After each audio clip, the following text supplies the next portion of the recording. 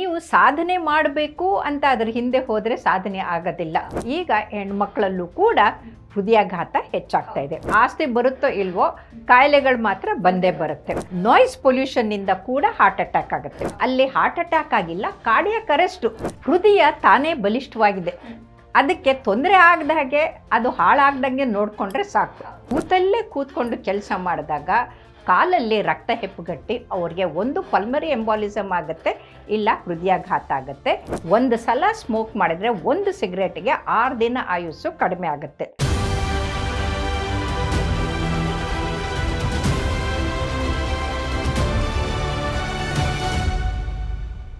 ನಮಸ್ಕಾರ. G vibes podcast ವಿಶೇಷ ಕಾರ್ಯಕ್ರಮಕ್ಕೆ ಸ್ವಾಗತ. ನಾನು ದಿವ್ಯಶ್ರೀ ದಾಸ್. ವೀಕ್ಷಕರೇ, ನಮ್ಮ ಇವತ್ತಿನ ಕಾರ್ಯಕ್ರಮದಲ್ಲಿ ವಿಶೇಷ ವ್ಯಕ್ತಿಯೊಬ್ಬರು ನನ್ನ ಜೊತೆಗಿದ್ದಾರೆ. ಇವರು ಮಾಡಿರುವಂತಹ ಸಾಧನೆಗಳು ಸಾಕಷ್ಟಿದೆ. ಇನ್ನು ಇವರು ವೈದ್ಯಕೀಯ ಕ್ಷೇತ್ರದಲ್ಲಿ ಸಾಧನೆಯನ್ನ ಗೈದು ವೈದ್ಯಕೀಯ ಕ್ಷೇತ್ರದ ಜೊತೆಗೆ ಸಾಹಿತ್ಯಾಭಿರುಚಿಯನ್ನ ಒಲಿಸಿಕೊಂಡು ಮುನ್ನಡೆತಾ ಇದ್ದಾರೆ. ಜೊತೆಗೆ ಕಾರ್ಡಿಯಾಲಜಿಸ್ಟ್ ಆಗಿಯೂ ಕೂಡ ಸಾಕಷ್ಟು ಕೆಲಸವನ್ನ ಮಾಡಿ ಇವರದ್ದಲ್ಲಿ ಒಂದು ಪಾಸಿಟಿವ್ ವೈಬ್ ಇರುತ್ತೆ, ಒಂದು ಪಾಸಿಟಿವ್ ಎನರ್ಜಿ ಇರುತ್ತೆ. ಸದಾ ಹಸನ್ಮುಖಿ ಆಗಿರುವಂತಹ ವಿಜಯಲಕ್ಷ್ಮಿ ಬಾಳಿಕುಂದಿ ಅವರು ನಮ್ಮ ಜೊತೆಗಿದ್ದಾರೆ. ಸುವರ್ಣ ಅವರನ್ನ ಕಾರ್ಯಕ್ರಮಕ್ಕೆ ವೆಲ್ಕಮ್ ಮಾಡೋಣ. Hello doctor, welcome to the show. ನಮಸ್ಕಾರ.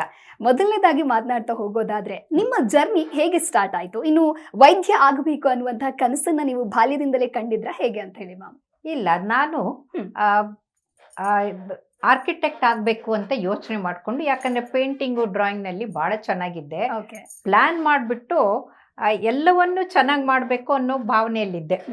ಆ ಚಿಕ್ಕವಳಿದ್ದಾಗ ನಮ್ಮ ಅಜ್ಜ ಹೇಳ್ತಾ ಇದ್ರು, teaching profession, doctor profession noble profession. ಯಾರು ಟೀಚರ್ಸ್ ಆಗ್ತಾರಲ್ಲ ಅವರು ಸಮಾಜ ಕಟ್ತಾರೆ, ಡಾಕ್ಟರ್ಸ್ ಆದವರು ಸಮಾಜದ ಸ್ವಾಸ್ಥ್ಯವನ್ನು ಉಳಿಸ್ತಾರೆ ಅಂತ ಅವರು ಆ ವಿಚಾರವನ್ನು ನನ್ನ ತಲೆಯಲ್ಲಿ ಬಿತ್ತಿದಾಗ ನಾನು ವೈದ್ಯಳು ಆದೆ, ಪ್ರೊಫೆಸರ್ ಎಮಿರಿಟಸ್ಸು ಆದೆ. ಹಾಗಾಗಿ 40 ವರ್ಷದಿಂದ ಟೀಚಿಂಗು ಮಾಡ್ತಾ ಇದ್ದೀನಿ, ಆಮೇಲೆ ಡಾಕ್ಟರ್ ಆಗಿ ಪ್ರೊಫೆಷನ್ನು ಕಾರ್ಡಿಯಾಲಜಿಸ್ಟ್ ಆಗಿ ಮಾಡ್ತಾ ಇದ್ದೀನಿ. ಹಾಗಾಗಿ ಚಿಕ್ಕ ಮಕ್ಕಳಿದ್ದಾಗ ಯಾರಾದರೂ ಒಂದು ವಿಚಾರವನ್ನು ತಲೆಯಲ್ಲಿ ತುಂಬಿದ್ರೆ ಅದು ಒಂದು ಹೆಮ್ಮರವಾಗಿ ಬೆಳೆಯುತ್ತೆ ಅನ್ನೋದಕ್ಕೆ ನಮ್ಮ ಅಜ್ಜನ ಮಾತೆ. ಸೊ ನಿಮ್ ಜೊತೆಗೆ ಮಾತಾಡೋದಕ್ಕೆ ಒಂದು ಖುಷಿ ಆಗತ್ತೆ. ಜೊತೆಗೆ 40 ಪದಕಗಳನ್ನ ಮುಡಿಗೇರಿಸಿಕೊಂಡಿದ್ದೀರಾ. ಇದೆಲ್ಲ ಹೇಗೆ, ಈ ಸಾಧನೆ ಹೇಗೆ ಅಂತ ಹೇಳಿ ಮ್ಯಾಮ್? ನೀವು ಸಾಧನೆ ಮಾಡಬೇಕು ಅಂತ ಅದರ ಹಿಂದೆ ಹೋದರೆ ಸಾಧನೆ ಆಗೋದಿಲ್ಲ. ಆದರೆ ಮಾಡೋ ಕೆಲಸವನ್ನ ಅಚ್ಚುಕಟ್ಟಾಗಿ ಮನಪೂರ್ವಕವಾಗಿ, ಅದು ಒಂದು ಸಮಾಜ ಸೇವೆಯೇ ದೇವರ ಸೇವೆ, ಅಂದ್ರೆ ಜನರ ಸೇವೆ ಜನಾರ್ದನ ಸೇವೆ ಅನ್ನೋ ಹಾಗೆ ಯಾವಾಗ ಮಾಡ್ತಾ ಹೋಗ್ತಿರಲ್ಲ, ಆ ಸಾಧನೆಗಳು ತಾನಾಗೆ ಆಗ್ತಾ ಹೋಗುತ್ತೆ. ಆ ಸಾಧನೆ ಮಾಡಬೇಕು ಅಂತ ಬೆನ್ನು ಹತ್ತಿದ್ರೆ ಆಗುತ್ತೋ ಇಲ್ವೋ ಅಂತ ಗೊತ್ತಿಲ್ಲ. ಓಕೆ. ಇನ್ನು ಇತ್ತೀಚಿನ ದಿನಗಳಲ್ಲಿ ನಾವು ನೋಡ್ತಾ ಇದೀವಿ, ಸಾಕಷ್ಟು ಜನ ಹೃದಯಾಘಾತಕ್ಕೆ ಬಲಿಯಾಗ್ತಾ ಇದ್ದಾರೆ. ಯಾವ ಕಾರಣದಿಂದ ಅಂತ ಹೇಳಿ? ಈ ಹೃದಯಾಘಾತ ಅಂತಂದ್ರೆ ಮೊದಲು ಏನಂತ ಅರ್ಥ ಮಾಡ್ಕೋಬೇಕು, ಯಾಕೆ ಅಂತ ತಿಳ್ಕೊಳ್ಬೇಕು. ಹೃದಯಾಘಾತ ಅಂದ್ರೆ ಇಡೀ ಶರೀರಕ್ಕೆ ರಕ್ತ ಸರಬರಾಜು ಮಾಡುವ ಹೃದಯಕ್ಕೆ, ಅದಕ್ಕೆ ಪೋಷಣೆ ಪ್ರಾಣವಾಯು ಕೊಡುವಂತ ಕಿರೀಟ ಧಮನಿಗಳಿಗೆ ಕೊರೊನರಿ ಆರ್ಟರಿ ಅಂತೀವಿ. ಅದರಲ್ಲಿ ಜಿಡ್ಡು ಶೇಖರಣೆಯಾಗಿ ಅದರಲ್ಲಿ ರಕ್ತಸ್ರಾವ ಆಗಿ ಅದು ರಕ್ತ ಹೆಪ್ಪುಗಟ್ಟಿದ್ರೆ ಅಷ್ಟು ಸ್ನಾಯು ಸತ್ತು ಹೋಗುತ್ತೆ. ಅದಕ್ಕೆ ಹೃದಯಾಘಾತ ಅಂತೀವಿ. ಇದಕ್ಕೆ ಮೊದಲಿನ ಕಾರಣಗಳ ಜೊತೆಗೆ ಈಗ ಹೊಸದಾಗಿ ಕಾರಣಗಳು ಕೂಡ ಸೇರ್ಕೊಂಡಿವೆ. ಮೊದಲೇದಂತಂದ್ರೆ ಗಂಡಸಾಗಿ ಹುಟ್ಟಿದವ್ರಿಗೆ ಹೆಚ್ಚು ಅಂತಿತ್ತು, ಹೆಣ್ಮಕ್ಳಿಗೆ ಕಡಿಮೆ ಅಂತ ಇತ್ತು. ಆದ್ರೆ ಈಗ ಹೆಣ್ಮಕ್ಳಲ್ಲೂ ಕೂಡ ಹೃದಯಾಘಾತ ಹೆಚ್ಚಾಗ್ತಾ ಇದೆ. ಎರಡನೇದು, ಯಾರಿಗೆ diabetes, high blood pressure, high cholesterol ಇರುತ್ತಲ್ಲ ಅವ್ರಿಗೆ ಹಾರ್ಟ್ ಅಟ್ಯಾಕ್ ಅಂತ ಮೊದಲಿತ್ತು. ಆದ್ರೆ ಈಗ high blood pressure, high cholesterol, heart attack ಇದು ಗಂಡಸರು ಹೆಂಗಸರು ಅಂತಿಲ್ಲ, ತಂದೆ ತಾಯಿಗಳಿಂದ ಅನುವಂಶಿಕವಾಗಿ ಬರೋದ್ರಿಂದ ಗಂಡಸರಿಗೂ ಹೆಂಗಸರಿಗೂ ಇಬ್ಬರಿಗೂ ಅದು ಬರುತ್ತೆ. ಅಂದ್ರೆ ಆಸ್ತಿ ಬರುತ್ತೋ ಇಲ್ವೋ, ಕಾಯಿಲೆಗಳು ಮಾತ್ರ ಬಂದೇ ಬರುತ್ತೆ.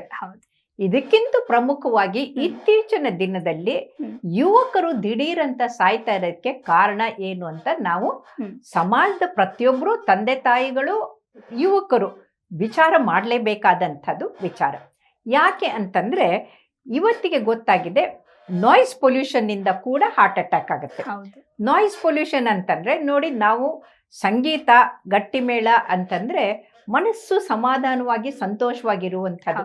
ಆದರೆ ಆ ಗಟ್ಟಿ ಮೇಳದ ಬದಲು DJ ಪ್ಲೇ ಮಾಡಿದಾಗ ಆ ಯುವಕ ಮಾಲೆ ಹಾಕೋಕೆ, ವರಮಾಲೆ ಹಾಕೋಕೆ ಹೋಗಿ ವರನೇ ಕೂಸಿದ್ ಬಿದ್ದಿರೋದನ್ನ ನಾವು ನೋಡ್ತಾ ಇದ್ದೀವಿ. ಅಷ್ಟೇ ಅಲ್ಲ, ಸಂತೋಷಕ್ಕಾಗಿ ಕುಣಿದು ಕುಪ್ಪಳಿಸಕ್ಕೆ ಆ DJ ಹಾಕೊಂಡು ಮದುವೆ ಸಮಯದಲ್ಲಿ ಅಲ್ಲೇ ಕುಸಿದು ಸತ್ತಿದ್ದನ್ನು ಕೂಡ ನಾವು ಕೇಳ್ತಾ ಇದ್ದೀವಿ. ಇದು ಯಾಕಾಗತ್ತೆ ಅಂತಂದ್ರೆ ನಮ್ಮ ಮೆದುಳಿಗೆ ಶಾಂತವಾದಂಥ ಉತ್ತಮವಾದಂಥ ಒಂದು ಸಂಗೀತ ಕೇಳಿದ್ರೆ ಮನಸ್ಸು ಸಮಾಧಾನ ಆಗತ್ತೆ, ಎಂಡಾರ್ಫಿನು ನ್ಯೂರೋಪೆಪ್ಟೈಡ್ ಉತ್ಪತ್ತಿ ಆಗತ್ತೆ. ಈಗ ಆ ಮ್ಯೂಸಿಕ್ ಥೆರಪಿ ಅಂತ ಮಾಡ್ತೀವಿ, ಅಂದ್ರೆ ಕ್ರಾನಿಕ್ ಡಿಸೀಸಸ್ಗೆ ಥೆರಪಿ ಅಂತ ತಗೊಳ್ತೀವಿ. ಆದ್ರೆ ಇವತ್ತಿನ ಯುವಕರು DJ ಹಾಕೊಂಡ್ಬಿಟ್ಟು ನಾವು ಯಾವುದೇ ಮ್ಯೂಸಿಕ್ ಕೇಳಿದ್ರೆ ಒಂದು 3-5 ಡೆಸಿಬಲ್ನಲ್ಲಿ ಕೇಳ್ತೀವಿ. ಈ DJ ಹಾಕಿದಾಗ 70, 80, 90 ಡೆಸಿಬಲ್ ಆ ಹೈ ಮ್ಯೂಸಿಕ್ ಸೌಂಡ್ ಇದ್ದಾಗ ಎದೆ ಡಬ್ ಡಬ್ ಅಂತ ಇರುತ್ತೆ. ಬರೀ ಎದೆ ಡಬ್ ಡಬ್ ಅಲ್ಲ, ಬ್ರೇನಿಗೂ ಕೂಡ ಟಕ ಟಕ ಅಂತ ಹೊಡೆದಾಗೆ ಅಲ್ಲಿಂದ ಇರಾಟಿಕ್ ಆಗಿ ಇಲೆಕ್ಟ್ರೋಮ್ಯಾಗ್ನೆಟಿಕ್ ವೇವ್ಸ್ ಬಂದ್ಬಿಟ್ರೆ ಅದ್ರ 100 ಪಟ್ಟು ಇಲೆಕ್ಟ್ರೋಮ್ಯಾಗ್ನೆಟಿಕ್ ವೇವ್ಸ್ ಹೃದಯದಲ್ಲಿರುತ್ತೆ. ಅಲ್ಲಿ ಅದು ಹಾರ್ಟು ಹೀಗೆ ಬಡ್ಕೊಳಕ್ ಶುರು ಆಗುತ್ತೆ. ಒಂದು ನಿಮಿಷಕ್ಕೆ 80 ಸಲ 70 ಸಲ ಬಡ್ಕೊಳ್ಬೇಕಾಗಿದ್ದು 200-300 ಸಲ ಆದಾಗ ಅದಕ್ಕೆ ವೆಂಟ್ರಿಕ್ಯುಲರ್ ಫಿಬ್ರಿಲೇಷನ್ ಅಂತೀವಿ, ಅಲ್ಲೇ ಸ್ಥಗಿತ ಆಗಿ ಹೋಗ್ಬಿಡುತ್ತೆ. ಅದು ಕಾರ್ಡಿಯಾಕ್ ಅರೆಸ್ಟ್ ಅಂತ. ಅಂದ್ರೆ ಅಲ್ಲಿ ಹಾರ್ಟ್ ಅಟ್ಯಾಕ್ ಆಗಿಲ್ಲ, ಕಾರ್ಡಿಯಾಕ್ ಅರೆಸ್ಟ್ ಅಂದ್ರೆ ದಿಢೀರ್ ಅಂತ ಕುಸಿದ್ ಬಿಡ್ತಾರೆ. ಇದು ಯಾಕಾಗತ್ತೆ ಅಂತಂದ್ರೆ ಒಂದು ಆಲ್ಕೋಹಾಲು ತಗೊಂಡಾಗ ಅಥವಾ ಡ್ರಗ್ಸ್ ತಗೊಂಡಾಗ ಅದ್ರ ಮೇಲೆ ಈ ಮ್ಯೂಸಿಕ್ ಆದಾಗ ಅವ್ರಿಗೇನಾಗತ್ತೆ ಅಂತಂದ್ರೆ ಉರಿಯೋದಕ್ಕೆ ತುಪ್ಪ ಸುರಿದು ಊದಿದ ಹಾಗೆ.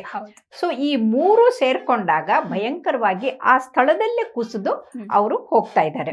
ಇದು ಒಂದು. ಎರಡನೇದು ನಾಯ್ಸ್ ಪೊಲ್ಯೂಷನ್ ಜೊತೆಗೆ ಏರ್ ಪೊಲ್ಯೂಷನ್. ಇವತ್ತಿನ ದಿನದಲ್ಲಿ ವಾಹನಗಳ ಸಂಖ್ಯೆ ಜಾಸ್ತಿ ಆಗಿದೆ. ವಾಹನಗಳಿಂದ ಎಕ್ಸಾಸ್ಟ್ ಅಲ್ಲಿ ಬರುವಂತಹ carbon monoxide, tar, sulphur dioxide, ozone, ಅದರ ಜೊತೆಗೆ ಪಾರ್ಟಿಕ್ಯುಲೇಟ್ 2.5 ಮತ್ತು 10 ಇವೆಲ್ಲವೂ ಕೂಡ ಲಂಗ್ಸ್ನು ಡ್ಯಾಮೇಜ್ ಮಾಡುತ್ತೆ, ಯಕೃತನ್ನು ಡ್ಯಾಮೇಜ್ ಮಾಡುತ್ತೆ, ಬ್ರೈನ್ನಲ್ಲಿ ಉರಿ ಊತ ತಂದ್ಬಿಟ್ಟು ಅಲ್ಲಿ ಪಾರ್ಕಿನ್ಸೋನಿಸಮು, ಆಲ್ಝಿಮರ್ಸ್ ಡಿಸೀಸ್ ಜೊತೆಗೆ ಅರಳು ಮರಳು ಮಾಡುತ್ತೆ. ಅದರ ಜೊತೆಗೆ ರಕ್ತನಾಳಗಳ ಒಳಪದರನ್ನ ಡ್ಯಾಮೇಜ್ ಮಾಡಿ ಆಕ್ಸಿಜನ್ ಫ್ರೀ ರ್ಯಾಡಿಕಲ್ನಿಂದ ಅಲ್ಲಿ ರಕ್ತ ಹೆಪ್ಪುಗಟ್ಟು ಹಾಗೆ ಮಾಡಿಬಿಟ್ಟು ಹೃದಯಾಘಾತ ಮತ್ತು ಸ್ಟ್ರೋಕ್ ಅಂದ್ರೆ ಪ್ಯಾರಲಿಸಿಸ್ ಎರಡು ಆಗೋ ಹಾಗೆ ಮಾಡ್ತಾ ಇದೆ. ಹಾಗಾಗಿ ಇತ್ತೀಚಿನ ದಿನದಲ್ಲಿ ಫ್ರೆಶ್ ಏರ್ ಅಂತ ಸಿಗ್ತಾ ಇಲ್ಲ. ಈ ಏರ್ ಪೊಲ್ಯೂಷನ್ನಿಂದ ಕೂಡ ಇದಾಗ್ತಾ ಇದೆ. ಈ ಏರ್ ಪೊಲ್ಯೂಷನ್ಗೆ ಪ್ರಮುಖವಾದಂಥ ಕಾರಣಗಳು ಯಾವುವು ಅಂತ ತಗೊಂಡ್ರೆ, ಒಂದು ವಾಹನಗಳು, ಅದರಿಂದ ಬರುವಂಥ ಎಕ್ಸಾಸ್ಟು. ಎರಡನೇದು ನಮ್ಮ ರೈತರು ಬಳಸುವಂಥ ಕೆಮಿಕಲ್ಲು ಫರ್ಟಿಲೈಸರ್ಸು, ಅದರಿಂದ ಬರುವಂಥ ಮಿಥೇನು ಮತ್ತು ಬೇರೆ ಔಷಧಿಗಳು.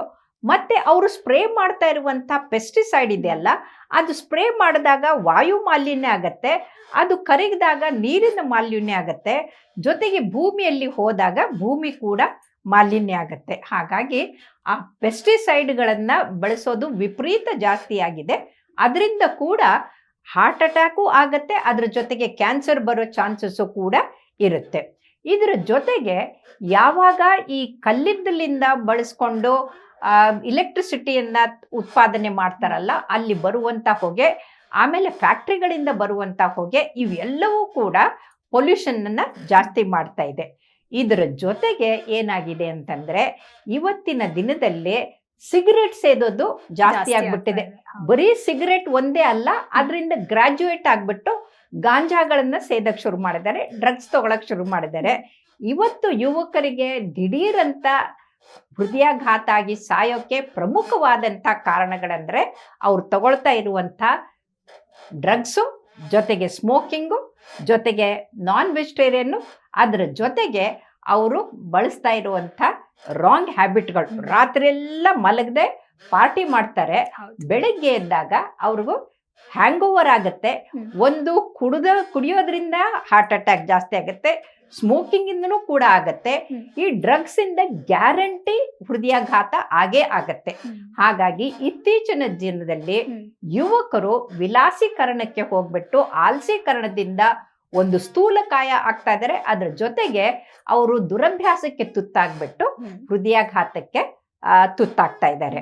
ಹಾಗಾಗಿ ನಾವು ಇವತ್ತು ಯುವಕರಿಗೆ ಚಟುವಟಿಕೆಯಿಂದ ಕೆಲಸ ಮಾಡಬೇಕು, ಆಟ ಆಡಬೇಕು.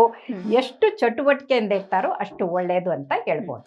ಓಕೆ ಡಾಕ್ಟರ್, ಇನ್ನು ಯಾವೆಲ್ಲ ಕಾರಣಗಳಿಂದ ಹೃದಯಾಘಾತ ಸಂಭವಿಸ್ತಾ ಇದೆ ಅನ್ನೋದ್ರ ಕುರಿತಂತೆ ತಿಳಿಸ್ಕೊಡ್ತಾ ಇದ್ರಿ. ಇನ್ನು ನಮ್ಮ ಹೃದಯದ ಆರೋಗ್ಯವನ್ನು ನಾವು ಯಾವ ರೀತಿಯಾಗಿ ಕಾಪಾಡ್ಕೊಳ್ಬೇಕು ಡಾಕ್ಟರ್? ಹೃದಯ ತಾನೇ ಬಲಿಷ್ಠವಾಗಿದೆ, ಅದಕ್ಕೆ ತೊಂದರೆ ಆಗದ ಹಾಗೆ, ಅದು ಹಾಳಾಗ್ದಂಗೆ ನೋಡ್ಕೊಂಡ್ರೆ ಸಾಕು. ನಾವು ಅದನ್ನ ಬಲಿಷ್ಠ ಮಾಡಬೇಕಾಗಿಲ್ಲ, ಅದು ಬಲಿಷ್ಠವಾಗಿ ಭಗವಂತನೇ ಕೊಟ್ಟಿದ್ದಾನೆ.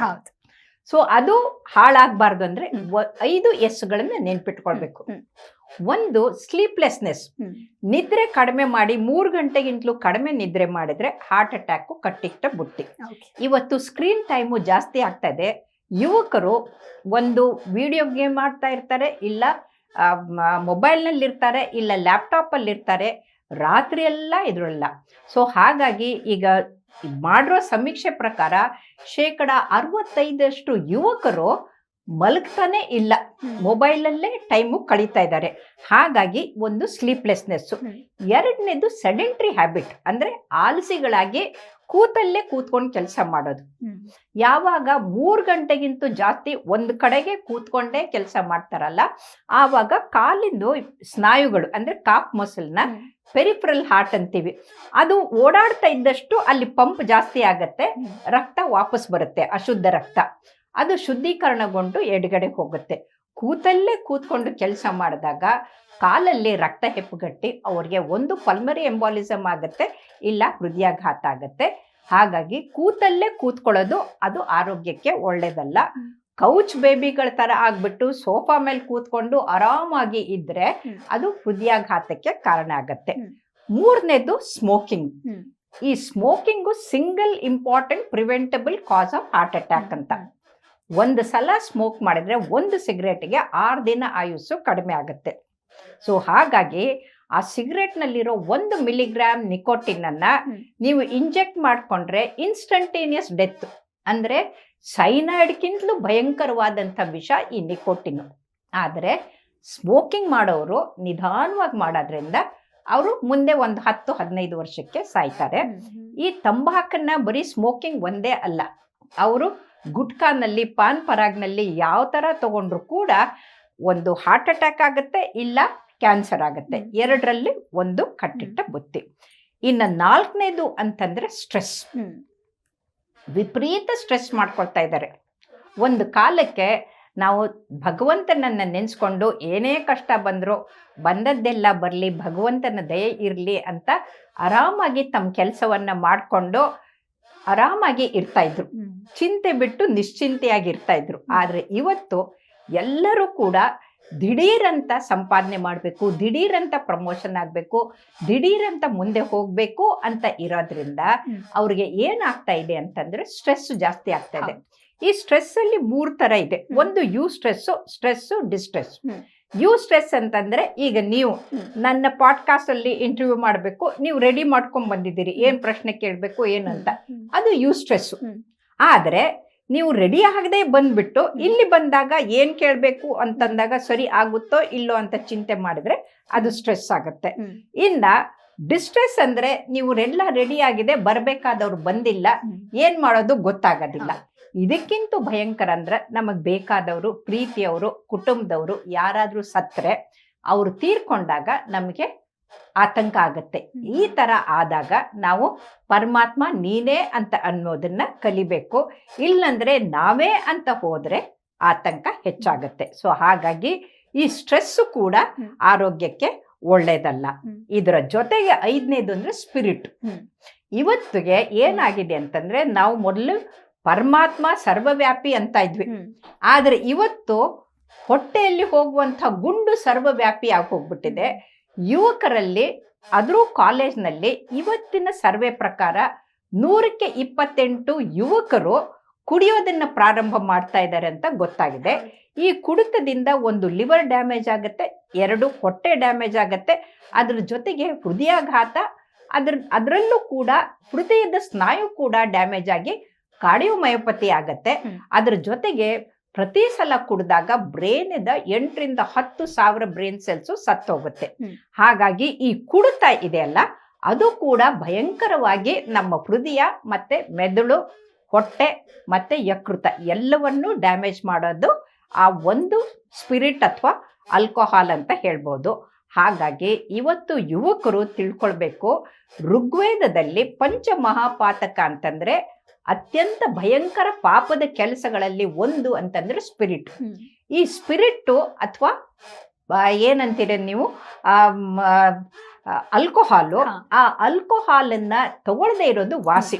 ಹ್ಮ್. ಇವತ್ತೇನಾಗಿದೆ ಅಂದ್ರೆ ನಮ್ಮ ನ್ಯಾಷನಲ್ ಬ್ಯೂರೋ ಆಫ್ ಕ್ರೈಮ್ ಅನ್ನ ನೋಡಿದ್ರೆ 95% of the crimes are conducted under the influence of alcohol.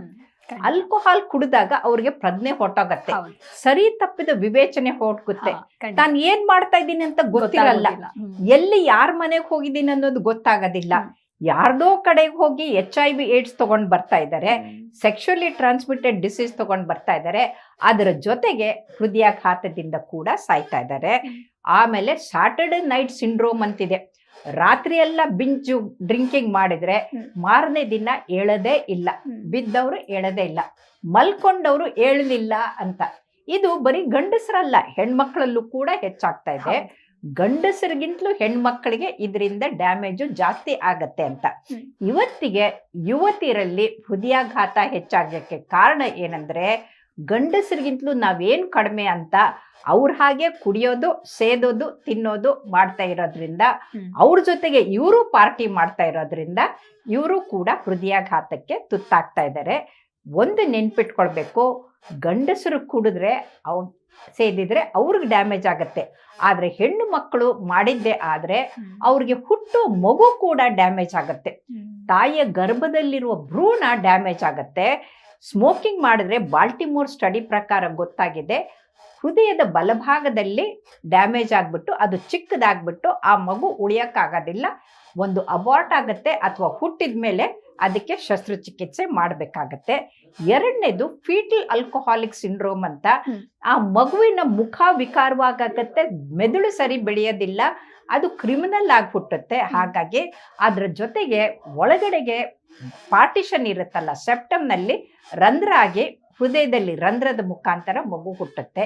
ಹಾಗಾಗಿ ಈ 5 ಎಸ್ಗಳನ್ನ ಬಿಟ್ಟು ನಾವು ನಿಜವಾದ ಎಸ್ ಅಂದ್ರೆ ಸ್ಪಿರಿಚುವಾಲಿಟಿ, ಆ ಪರಮಾತ್ಮನನ್ನ ನೆನೆಸ್ಕೊಂಡು, ಇದು ನಾವು ಮನುಷ್ಯರಾಗಿ ಹುಟ್ಟಿರೋದು ಅದು ಒಂದು ಪರಮಾತ್ಮನ ದೇಣಿಗೆ, ಈ ಶರೀರ ಇರೋದು ಸಮಾಜ ಸೇವೆಗೆ ಅಂತ ಇಟ್ಕೊಂಡು ಈ ಎಸ್ಗಳನ್ನು ಬಿಟ್ಟು ನಾವು ಸೇವೆ ಮಾಡೋಕ್ಕೆ ಹೋದ್ರೆ ನಾವು ಸಿದ್ಧಗಂಗಾ ಸ್ವಾಮಿಗಳ ಹಾಗೆ 100 ವರ್ಷನೂ 110 ವರ್ಷನೂ ಬದುಕಬಹುದು. ಖಂಡಿತ ಮ್ಯಾಮ್. ಹೃದಯಾಘಾತ ಅಂದ್ರೆ ಏನು, ಯಾವೆಲ್ಲ ಕಾರಣದಿಂದ ಆಗತ್ತೆ, ಜೊತೆಗೆ ನಮ್ಮ ಹೃದಯದ ಆರೋಗ್ಯವನ್ನ ನಾವು ಯಾವ ರೀತಿ ನೋಡ್ಕೊಳ್ಬೇಕು ಅಂತ ಹೇಳಿ ತಿಳಿಸ್ಕೊಟ್ಟಿದ್ದೀರಾ. ಹಾಗೆ ಹೃದಯಾಘಾತ ಹಾಗೆ ಹೃದಯ ಸ್ತಂಭನ ಅಂತ ಹೇಳ್ತಾರೆ, ಇದರ ಎರಡಕ್ಕೂ ಇರುವಂತಹ ವ್ಯತ್ಯಾಸವನ್ನ ತಿಳಿಸ್ತಾ ಹೋಗೋದಾದ್ರೆ? ಹೃದಯ ಸ್ತಂಭನ ಆಗ್ಲೇ ಹೇಳಿದ್ನಲ್ಲ, ರಾತ್ರಿ ಎಲ್ಲ ಕುಡ್ದಿರ್ತಾರೆ ಬಿಂಜು, ಅದು ಇದಾಗಲಿಲ್ಲ, ಅದು ಹಾರ್ಟ್ ಬೀಟಿಂಗ್ ನಿಂತು ಹೋಗ್ಬಿಡುತ್ತೆ. ಇದೇ ತರ ಡಿಜೆನಲ್ಲೂ ಕೂಡ ಹೃದಯ ಸ್ತಂಭನ ಆಗತ್ತೆ. ಯಾಕಂತಂದ್ರೆ ಎಲೆಕ್ಟ್ರೋಮ್ಯಾಗ್ನೆಟಿಕ್ ವೇವ್ಸ್ ಟ್ರಿಗರ್ ಮಾಡಿದಷ್ಟು ಹೃದಯದ ಮಿಡಿತ 200-300 ಹೋಗಿ ನಿಲ್ಲುತ್ತೆ. ಸೊ ಯಾವಾಗ ಹೃದಯ ಮಿಡಿತ ನಿಂತು ಹೋಗುತ್ತಲ್ಲ ಅದಕ್ಕೆ ಹೃದಯ ಸ್ತಂಭನ ಅಂತೀವಿ. ಯಾವಾಗ ಹೃದಯಕ್ಕೆ ಸರಬರಾಜು ಮಾಡುವ ರಕ್ತನಾಳಗಳಲ್ಲಿ ಬ್ಲಾಕ್ ಆಗತ್ತಲ್ಲ ಅದಕ್ಕೆ ಹೃದಯಾಘಾತ ಅಂತೀವಿ. ಖಂಡಿತ. Okay ma'am. ಇನ್ನು ವೈದ್ಯಕೀಯ ಸೇವೆ ಅಂತ ಹೇಳಿದ್ರೆ ಇದಕ್ಕೆ ಯಾವುದೇ ರೀತಿಯಾದಂತ ಒಂದು ಟೈಮ್ ಸೆನ್ಸ್ ಇರೋದಿಲ್ಲ. ವೈದ್ಯ ಅಂತ ಹೇಳಿದ್ರೆ 24/7 ನಮ್ಮ ಕೆಲಸವನ್ನ ನಾವು ಮಾಡ್ತಾನೆ ಇರಬೇಕು. ಸೊ ನಿಮ್ಮ ಫ್ಯಾಮಿಲಿ ಟೈಮ್ ಜೊತೆಗೆ ಈ ಒಂದು ವರ್ಕ್ ಟೈಮ್ ನ ನೀವು ಯಾವ ರೀತಿ ಬ್ಯಾಲೆನ್ಸ್ ಮಾಡ್ಕೊಂಡು ಹೋಗ್ತೀರಾ? ಏನ್ ಕಷ್ಟ ಇಲ್ಲ, ಯಾಕಂತಂದ್ರೆ ನಾವು ಎಷ್ಟು ಶ್ರಮಪಟ್ಟು ಆಸ್ಪತ್ರೆಯಲ್ಲಿ ಕೆಲಸ ಮಾಡ್ತೀವೋ ಅದನ್ನ ಮನೆಯವ್ರಿಗೂ ಹೇಳ್ಬೋದು, ಮಕ್ಕಳಿಗೂ ಹೇಳ್ಬೋದು, ನೋಡಪ್ಪ ಇವತ್ತು ನಿಮ್ಮಿಂದ ನಾನು ಒಂದು ಪೇಷಂಟ್ ನ ಜೀವ ಉಳಿಸ್ದೆ ಅಂತ ಹೇಳಿದಾಗ ಆ ಮಕ್ಕಳಿಗೂ ಸಂತೋಷ ಆಗುತ್ತೆ. ಆಮೇಲೆ ಕುಟುಂಬದವ್ರಿಗೂ ಕೂಡ ಅಯ್ಯೋ ಎಷ್ಟು ಒಳ್ಳೆ ಕೆಲಸ ಮಾಡಿದಾರೆ ಅಂತ ಅವ್ರ ಕೋಆಪರೇಷನ್ ಕೂಡ ಸಿಕ್ಕತ್ತೆ. ಯಾಕಂದ್ರೆ ನಾವು ಮಾಡೋ ಕೆಲ್ಸದ್ದು ಅದಕ್ಕೆ ಕ್ರೆಡಿಟ್ ಅನ್ನ ಅವ್ರಿಗೂ ಕೊಡ್ಬೇಕಾಗತ್ತೆ. ಯಾವಾಗ ನೀವು ಅವ್ರ ಜೊತೆಗೆ ಪ್ರೀತಿ ಸೌಹಾರ್ದದಿಂದಿದ್ದಾಗ ಅವರು ಕೂಡ ನಿಮ್ ಜೊತೆಗೆ ಹಾರ್ಮೋನಿಯಸ್ ಆಗಿ ಅನ್ಯೋನ್ಯತೆ ಬೆಳೆಯುತ್ತೆ. ಹಾಗಾಗಿ ಬ್ಯಾಲೆನ್ಸ್ ಅಂತ ಅನ್ನುವಾಗ ನಾವು ಕೆಲಸದವರು ಯಾರು ನಮ್ಗೆ ಸಹಾಯಕ್ಕೆ ಇರ್ತಾರಲ್ಲ ಅವ್ರನ್ನು ಕೂಡ ಪ್ರೀತಿಯಿಂದ ನೋಡ್ಬೇಕಾಗತ್ತೆ. ಯಾಕಂದ್ರೆ ನಾವು ಆಸ್ಪತ್ರೆಗೆ ಹೋಗಿ ಕೆಲಸ ಮಾಡುವಾಗ ಅವ್ರು ನೋಡ್ಕೊಂಡಿರ್ತಾರೆ ಮಕ್ಕಳನ್ನ ಬೆಳೆಸಿದವರು. ಹಾಗಾಗಿ ನಾವು ಯಾವಾಗ ಎಲ್ಲರನ್ನೂ ಪ್ರೀತಿಯಿಂದ ನೋಡ್ತೀವಿ, ಅದು ರೋಗಿನೇ ಆಗ್ಲಿ ನಮ್ಮ ಮಕ್ಕಳೇ ಆಗ್ಲಿ ಇನ್ಯಾರೇ ಆಗ್ಲಿ ಎಲ್ಲರನ್ನು ಪ್ರೀತಿಯಿಂದ ನೋಡಿದಾಗ ಬ್ಯಾಲೆನ್ಸ್ ಮಾಡೋದು ಏನು ಕಷ್ಟ ಅನ್ಸೋದಿಲ್ಲ. Okay, so nice. ಇನ್ನು ಹೃದಯ ಸ್ತಂಭನ ಆದಾಗ ಗೋಲ್ಡನ್ ಅವರ್ ಅಂತ ಹೇಳ್ತಾರೆ. ಸೊ ಗೋಲ್ಡನ್ ಅವರ್ ಎಷ್ಟು ಇಂಪಾರ್ಟೆಂಟ್ ಅಂತ ಹೇಳಿ? ಗೋಲ್ಡನ್ ಅವರ್ ಅಂದ್ರೆ ಹಾರ್ಟ್ ಅಟ್ಯಾಕ್ ಆದಾಗ ರಕ್ತ ಹೆಪ್ಪುಗಟ್ಟಿ ಬ್ಲಾಕ್ ಆದಾಗ ಆ ಎಲ್ಲಿ ಸರಬರಾಜು ಆಗುತ್ತಲ್ಲ ಅಷ್ಟು ಸ್ನಾಯು ಸಾಯೋ ಮೊದಲನೇ ಆಸ್ಪತ್ರೆಗೆ ಬರಬೇಕು. ಅದು 1 hour, 1 ಗಂಟೆ ಮೊದಲು. ಅದ್ರ ಮೊದಲೇ ಬಂದ್ರೆ ಆ ರಕ್ತ ಹೆಪ್ಪುಗಟ್ಟಿದ್ನ ಕರಗಿಸಕ್ಕೆ ನಾವು ಸ್ಟ್ರೆಪ್ಟೋಕೈನೇಸ್ ಅಥವಾ ಬೇರೆ ಇಂಜೆಕ್ಷನ್ಗಳನ್ನ ಕೊಡ್ತೀವಿ. ಅದು ರಕ್ತ ಹೆಪ್ಪುಗಟ್ಟಿದ್ದು ಕರಗ್ ಹೋಗ್ಬಿಡುತ್ತೆ. ಇಲ್ಲ ತಕ್ಷಣಕ್ಕೆ ನಾವು ಕ್ಯಾತ್ ಲ್ಯಾಬ್ ಕರ್ಕೊಂಡೋಗಿ ಬಲೂನ್ ಹಾಕಿ ಅದನ್ನ ಓಪನ್ ಮಾಡಿ ಅಲ್ಲಿ ಸ್ಟೆಂಟ್ ಅನ್ನ ಹಾಕ್ಬೋದು. 1 ಗಂಟೆ ಮೊದಲನೇ ನಾವು ಅದನ್ನ ಮಾಡಿದ್ದೆ ಆದ್ರೆ ಮತ್ತೆ ಸರಬರಾಜು ಮಾಡೋ ರಕ್ತ ಹರಿದಿದ್ದಾಗ ಆ ಸಾಯುವಂತ ಸ್ನಾಯು ಉಳ್ಕೊಂಡ್ಬಿಡುತ್ತೆ.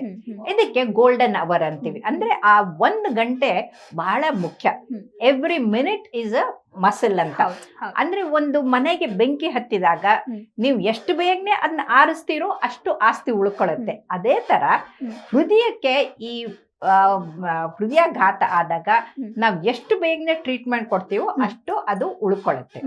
ಓಕೆ ಡಾಕ್ಟರ್, ಇನ್ನು ಮೆಡಿಕಲ್ ಫೀಲ್ಡ್ಗೆ ಬರಬೇಕು, ನಿಮ್ಮ ತರಹ ಸಾಧನೆಯನ್ನ ಮಾಡಬೇಕು, ಜನರ ಸೇವೆಯನ್ನ ಮಾಡಬೇಕು ಅಂತ ಅನ್ಕೊಂಡಿರೋರು ಸಾಕಷ್ಟು ಜನ ಇದ್ದಾರೆ. ಸೊ ಆ ಒಂದು ಕನಸನ್ನ ಕಂಡು ಅದೇ ದಾರಿಯಲ್ಲಿ ಸಾಕ್ತಾ ಇದ್ದಾರೆ. ಅವರಿಗೆ ನಿಮ್ಮ ಮಾತೇನು? ಇದಕ್ಕೆ ಉದಾಹರಣೆ ಹೇಳ್ತೀನಿ. ನಾನು ಒಂದ್ಸಲ ಬೆಳಗಾವಿ ಏರ್ಪೋರ್ಟ್ ಅಲ್ಲಿ ಫ್ಲೈಟ್ ಅಲ್ಲಿ ಕೂತ್ಕೊಂಡಿದ್ದೆ. ಒಂದು ಹುಡುಗಿ ಬಂದ್ಬಿಟ್ಟು, ಇಷ್ಟು ಸುಂದರವಾದಂತ ಹುಡುಗಿ, ಅವಳು ಕೂತ್ಕೊಂಡು ಮೇಡಮ್ ಒಂದ್ ಸೆಲ್ಫಿ ಅಂತ ಸೆಲ್ಫಿ ತಕ್ಕೊಂಡ್ರು. ಆವಾಗ ಕೇಳಿದ್ರೆ ಅವಳು 8ನೇ ಕ್ಲಾಸ್ ಹುಡುಗಿ ಆಗಿದ್ದಾಗ ಕಾನ್ಫರೆನ್ಸ್ ಅಲ್ಲಿ ನಾನು ಲೆಕ್ಚರ್ ಕೊಡ್ತಾ ಇದ್ನಂತೆ. ಅವ್ರ ಅಮ್ಮ ಹೋಗ್ಬಿಟ್ಟು ಡ್ಯಾಡಿನ ಕರ್ಕೊಂಡ್ ಬಾ ಅಂತ ಕಳ್ಸಿದ್ದಾರೆ. ಅವ್ರಿದ್ದವರು, ನೋಡು ಮೇಡಮ್ ಅವ್ರ ಲೆಕ್ಚರ್ ಆಗೋವರೆಗೂ ನಾನು ಬರೋದಿಲ್ಲ, ನೀನ್ ಕೂತ್ಕೊಂಡಿರು ಅಥವಾ ಆಮೇಲೆ ಬರ್ತೀನಿ ಅಂತ.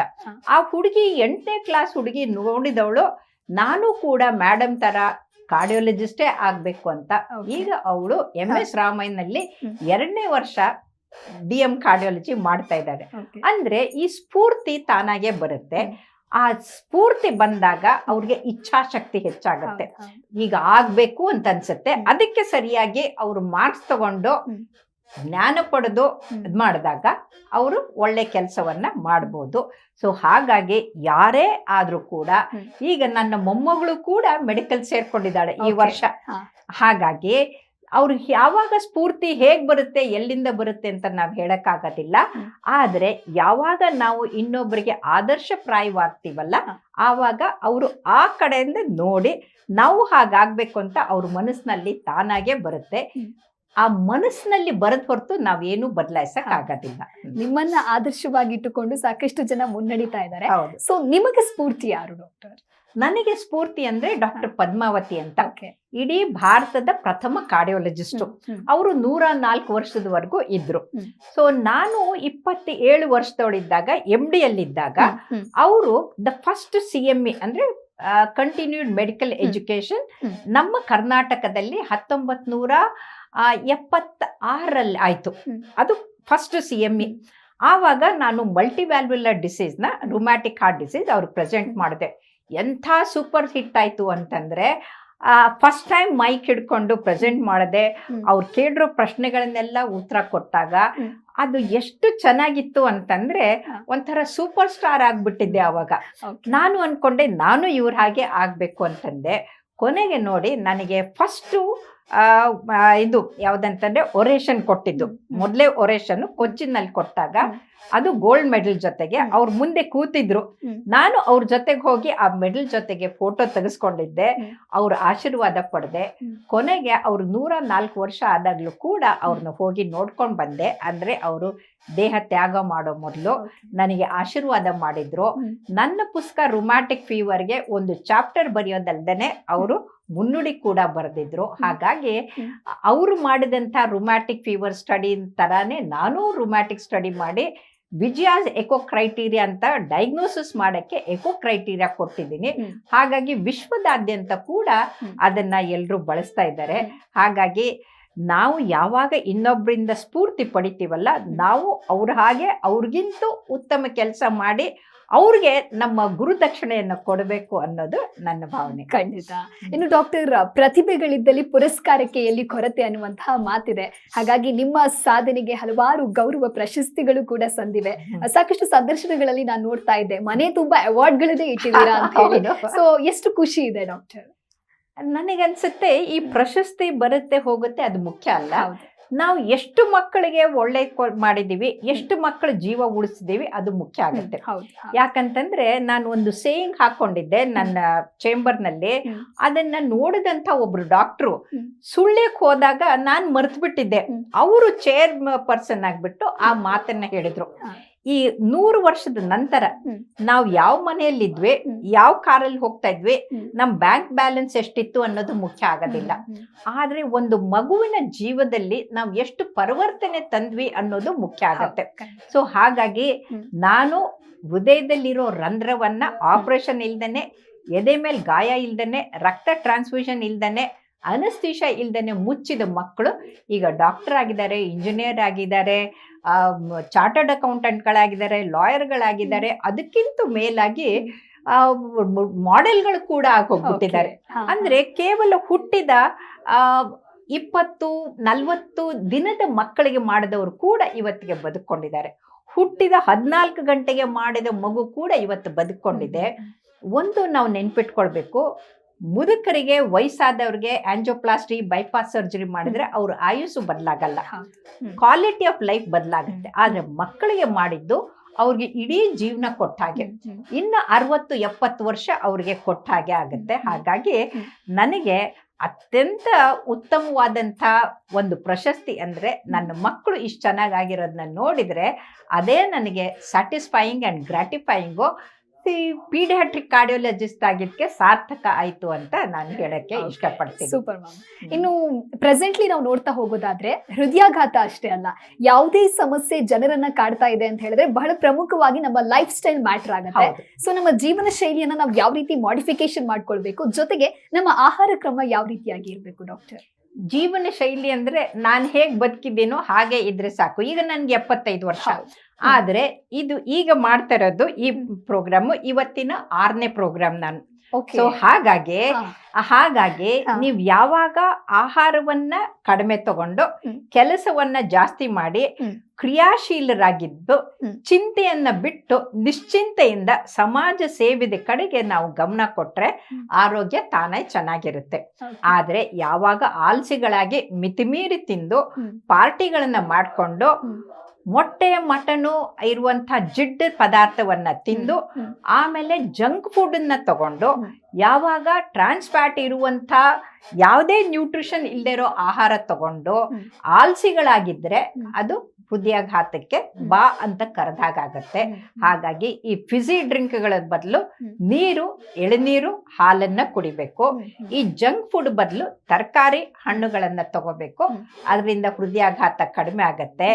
ಆಮೇಲೆ ಯಾವಾಗ ಬೇಕಾಗಿ ಸಿಕ್ಕಾಪಟ್ಟೆ ತಿನ್ನೋದ್ರ ಬದಲು ಸಮಯಕ್ಕೆ ಸರಿಯಾಗಿ ಮಿತವಾಗಿ ಹಿತವಾಗಿ ಸಸ್ಯಾಹಾರವನ್ನ ಸ್ವಲ್ಪ ಮಾತ್ರ ತಗೊಂಡ್ರೆ ಆರೋಗ್ಯ ತಾನಾಗಿ ಚೆನ್ನಾಗಿರುತ್ತೆ. ಅದರ ಜೊತೆಗೆ ಆಲ್ಸಿಗಳಾಗದೆ ಸದಾ ಚಟುವಟಿಕೆಯಿಂದ ಇರೋದು ಬಹಳ ಮುಖ್ಯ. ಯಾಕಂದ್ರೆ ಅದಕ್ಕೆ ನಾವು ನಾನ್ ಎಕ್ಸಸೈಸ್ ಥರ್ಮೋಜೆನಿಸಿಸ್ ಅಂತೀವಿ, ಅಂದ್ರೆ ನೀಟ್ ಅಂತ. ಅಂದ್ರೆ ನಾವು ಎಕ್ಸಸೈಸ್ ಮಾಡದೇ ಇದ್ರು ಕೂಡ ಪ್ರತಿನಿತ್ಯ ನಾವು ಮಾಡುವ ಕೆಲಸಗಳನ್ನ ಚಟುವಟಿಕೆಯಿಂದ ಮಾಡಿಕೊಂಡು ಇದ್ರೆ ಅದು ಕೂಡ ಒಂದು ಎಕ್ಸಸೈಸ್ ತರ ಆಗುತ್ತೆ.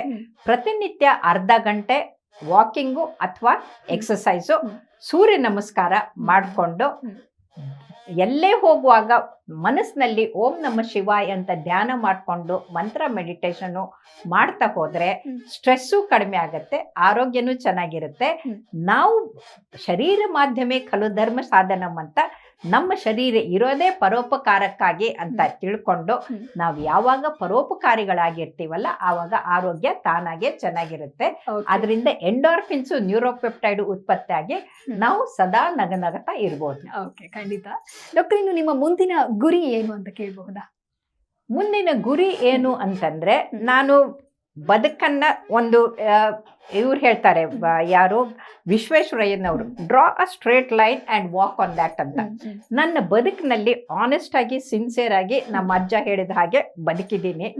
ಈಗ ಇದೇ ಪದ್ಧತಿಯನ್ನ ಮುಂದಿನ ಪೀಳಿಗೆಗೆ ಮಕ್ಕಳಿಗೆ ತಿಳಿಸಿ ಹೇಳಬೇಕು ಅನ್ನೋದು ನನ್ನ ಗುರಿ. ಹ್ಮ್. ಹಾಗಾಗಿ ನಾನು ಯಾವುದೇ ಸ್ಕೂಲು, ಯಾವುದೇ ಕಾಲೇಜು, ಯಾರೇ ಕರೆದ್ರು ಕೂಡ ಅವ್ರಿಗೆ ಓರಿಯೆಂಟೇಶನ್ ಕೊಡಕ್ಕೆ ಹೋಗ್ತೀನಿ. ಯಾಕಂದ್ರೆ ದುರಭ್ಯಾಸದಿಂದ ಏನಾಗುತ್ತೆ ಅಂತ ಆ ಮಕ್ಕಳಿಗೆ ಗೊತ್ತಿರಲ್ಲ. ಅದನ್ನ ನಾವು ತಿಳಿಸಿ ಹೇಳಿದಾಗ ಅವ್ರ ಹತ್ರ ನಾನು ಪ್ರತಿಜ್ಞೆ ಮಾಡಿಸ್ತೀನಿ, ನಾವು ದುರಭ್ಯಾಸದಿಂದ ದುಷ್ಟರಿಂದ ದೂರ ಇರ್ತೀವಿ, ನಮ್ಮ ಆರೋಗ್ಯ ಭಾಗ್ಯ ಬಹಳ ಮುಖ್ಯ, ನಮ್ಮ ಹೃದಯ ಅತಿ ಅಮೂಲ್ಯ ಆಸ್ತಿ ಅಂತ ನಮಗೆ ಅರಿವಾಗಿದೆ ಅಂತ ಹೇಳಿ ಅವ್ರಿಗೆ ಪ್ರತಿಜ್ಞೆ ಮಾಡಿಸ್ತೀನಿ.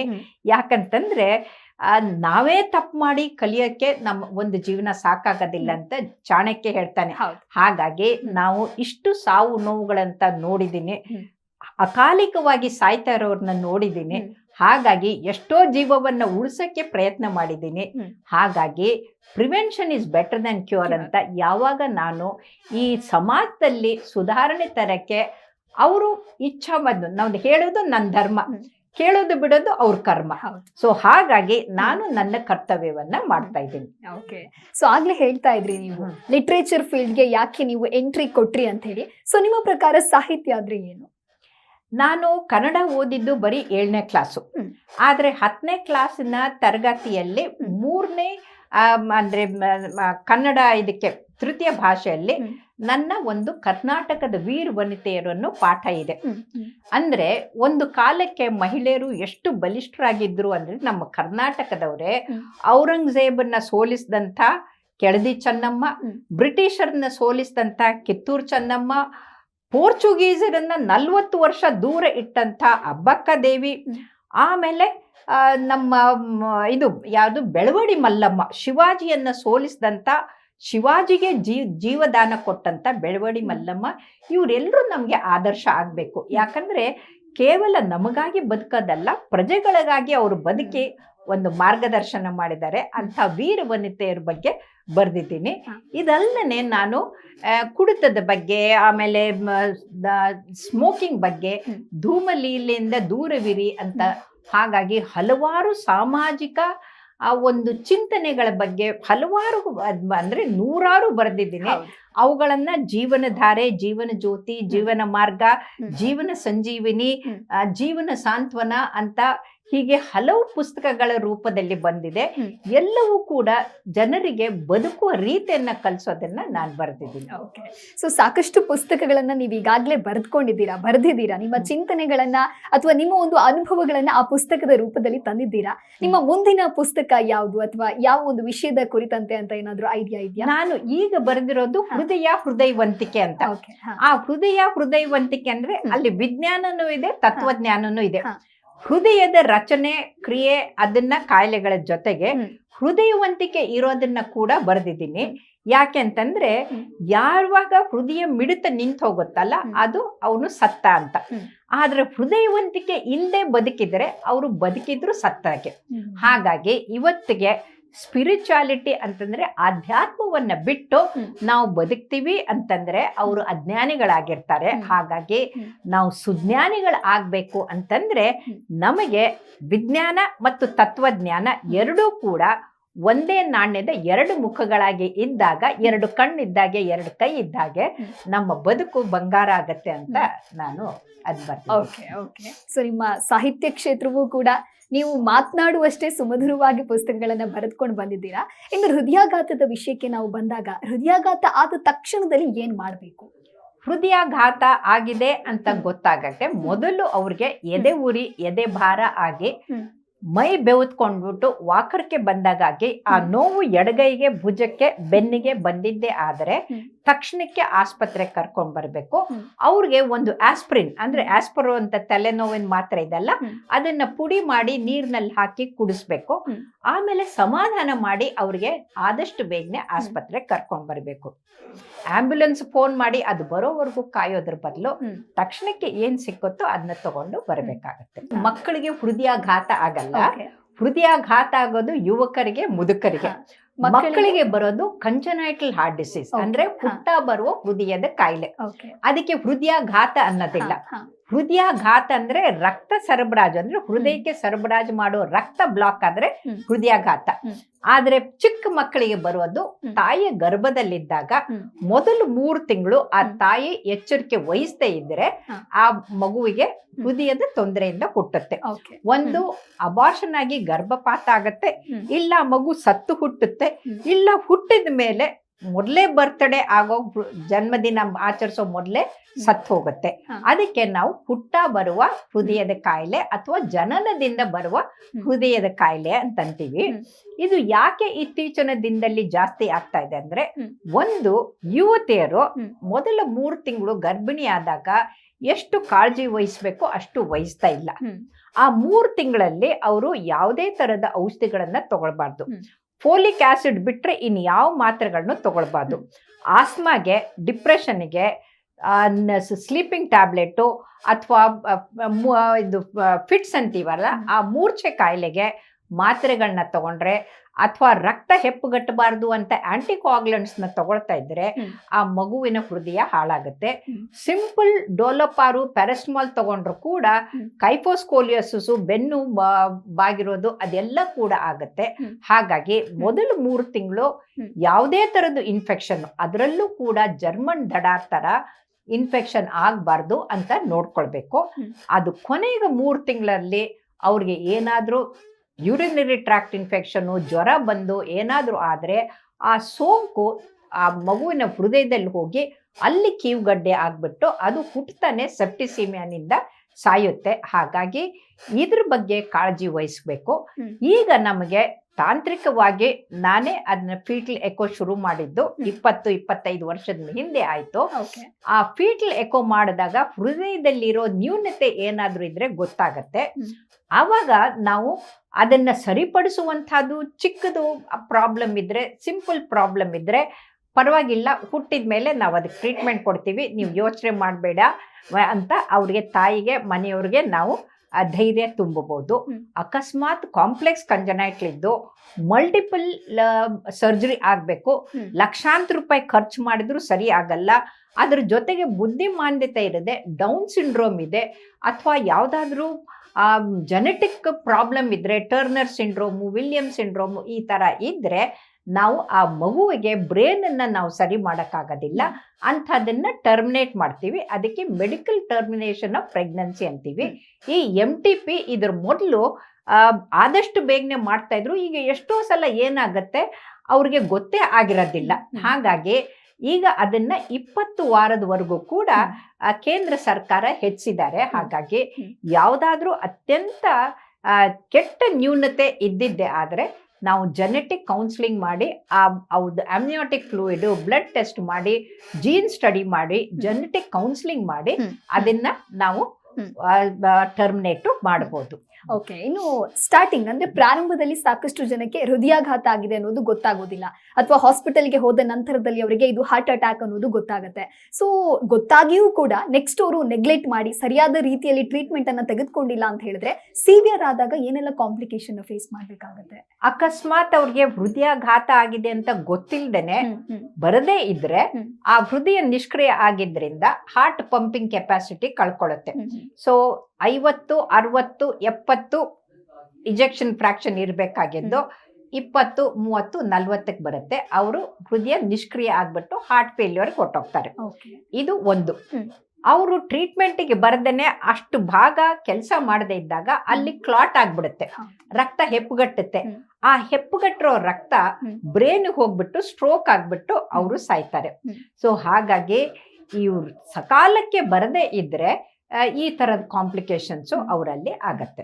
ಓಕೆ, ಇನ್ನು ಹಾರ್ಟ್ ಅಟ್ಯಾಕ್ ಅಂತ ಬಂದಾಗ ಆ ಟ್ರೀಟ್ಮೆಂಟ್ ಪ್ರೋಸೆಸ್ ಯಾವ ರೀತಿಯಾಗಿರುತ್ತೆ ಹೇಳ್ಬೋದಾ? ಹಾರ್ಟ್ ಅಟ್ಯಾಕ್ ಅಂತ ಬಂದಾಗ ಮೊದಲು ಅವ್ರಿಗೆ ತಕ್ಷಣಕ್ಕೆ ಒಂದು ನಿದ್ರೆ ಅಂದ್ರೆ ಕಾಮ್ ಮಾಡಕ್ಕೆ ಮಾರ್ಫಿನ್ ಇಂಜೆಕ್ಷನ್ ಕೊಟ್ಟು ಅವ್ರನ್ನ ಸಮಾಧಾನ ಮಾಡ್ತೀವಿ. ಆಕ್ಸಿಜನ್ ಸ್ಟಾರ್ಟ್ ಮಾಡಿ ತಕ್ಷಣಕ್ಕೇನೆ ಡೋರ್ ಟು ನೀಡಲ್ ಟೈಮ್ ಅಂತಂದ್ರೆ ಅವರು ಎಮರ್ಜೆನ್ಸಿಗೆ ಬಂದಾಗ್ಲಿಂದ ಹಿಡ್ಕೊಂಡು ನಾವು IV ಲೈನ್ ಹಾಕಿ ಸ್ಟ್ರೆಪ್ಟೋಕೈನೇಸ್ ಮಾಡೋದನ್ನ ಟೈಮನ್ನ ತುಂಬಾ ಕಡಿಮೆ ಮಾಡಿ ತಕ್ಷಣಕ್ಕೆ ಅವ್ರಿಗೆ ರಕ್ತ ಕರಗುವಂತ ಇಂಜೆಕ್ಷನ್ ಕೊಡ್ತೀವಿ.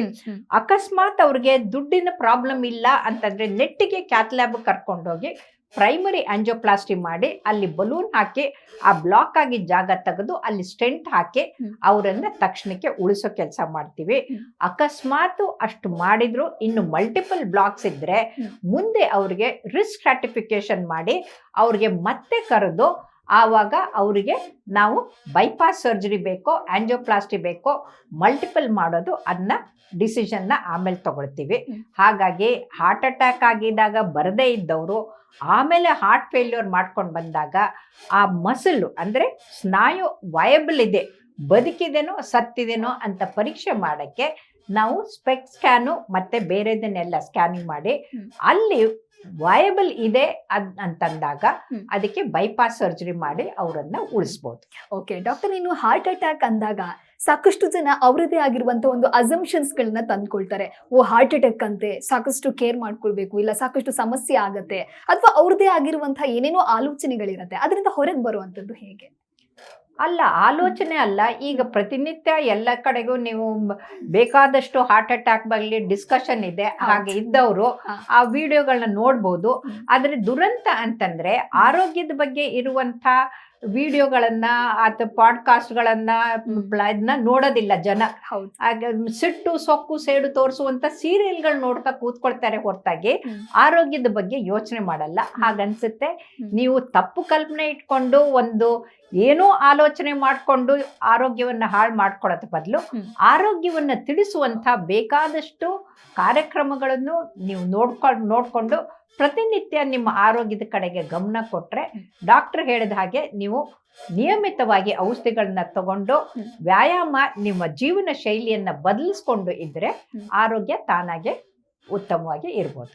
ಓಕೆ ಡಾಕ್ಟರ್, ನೋಡಿದ್ರಲ್ವಾ ವೀಕ್ಷಕರೇ, ಹೃದಯಾಘಾತ ಅಂದ್ರೆ ಏನು, ಹೃದಯಾಘಾತ ಆದಾಗ ನಾವು ಏನೆಲ್ಲ ಮಾಡಬೇಕು, ನಮ್ಮ ಹೃದಯದ ಆರೋಗ್ಯವನ್ನ ನಾವು ಹೇಗೆ ಕಾಪಾಡ್ಕೊಳ್ಬೇಕು, ಜೊತೆಗೆ ಖ್ಯಾತ ತಜ್ಞ ವೈದ್ಯರು ಬೆಳೆದು ಬಂದಂತ ಹಾದಿ ಹೇಗಿತ್ತು, ಮೆಡಿಕಲ್ ಫೀಲ್ಡ್ನ ಜೊತೆಗೆ ಸಾಹಿತ್ಯಾಭಿರುಚಿ ಅವರಲ್ಲಿ ಹೇಗೆ ಮೂಡ್ತು ಅಂತ ಹೇಳಿ ಅವರ ಜರ್ನಿಯನ್ನ ನಮ್ಮ ಇವತ್ತಿನ ಕಾರ್ಯಕ್ರಮದಲ್ಲಿ ಮಾತನಾಡಿದ್ದೀವಿ. ಥ್ಯಾಂಕ್ ಯು ಡಾಕ್ಟರ್, ಕಾರ್ಯಕ್ರಮಕ್ಕೆ ಆಗಮಿಸಿದೆ. ನಮಸ್ಕಾರ, ಧನ್ಯವಾದಗಳು. ನಿಮ್ಮ ವೀಕ್ಷಕರಿಗೂ ಕೂಡ ಹೃದಯವಂತಿಕೆಯಿಂದ ಆರೋಗ್ಯವಂತರಾಗಿ ಬದುಕಲಿ ಅಂತ ನಾನು ಹಾರೈಸ್ತೀನಿ. ನಮಸ್ಕಾರ. ನೋಡಿದ್ರಲ್ವಾ ವೀಕ್ಷಕರೇ, ಇದಾಗಿತ್ತು ಪಾಡ್ಕಾಸ್ಟ್ ನ ವಿಶೇಷ. ನೋಡ್ತಾ ಇರಿ ಜಿ ಕನ್ನಡ ನ್ಯೂಸ್, ಸತ್ಯವೇ ಸುದ್ದಿಯ ಜೀವಾಳ.